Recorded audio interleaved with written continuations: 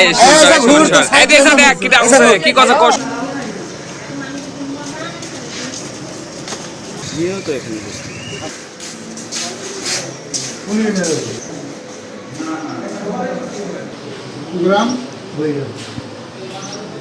জান্নাতুল ফেরদৌস 10 বছর বয়সের একজন শিশু বাচ্চা। ও পাশেই হলো বইগ্রামেই একটা মাদ্রাসায় পড়াশোনা করে। তো মাদ্রাসায় যখন খাওয়ার সময় হয়, এই সময় ছুটি দিলে খাওয়ার জন্য বাড়িতে যায়। গত 28 তারিখে সে খাওয়ার জন্য বাড়িতে যাওয়ার পথে প্রতিবেশী হলো সাজ্জাদ হোসেন, দাদু করে ডাকে তাকে।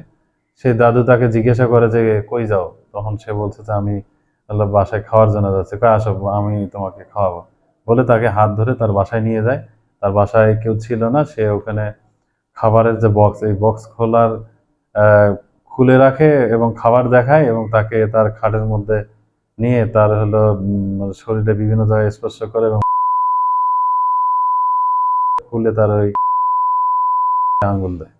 এরপরে মেয়েকে বলে যে এই কথা কাউকে বলবি না, ভয় দেখায়। তখন সে চলে যায় বাড়িতে, কাউকে বলে না।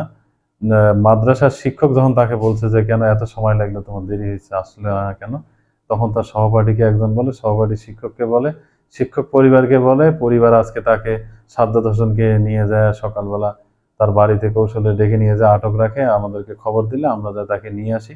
এ বিষয়ে আইনগত ব্যবস্থা তার জন্য তার পরিবারের পক্ষে বলা হয়েছে, তারা মামলা দিচ্ছে, মামলা হলে তা কোর্টে পাঠায় দেবে।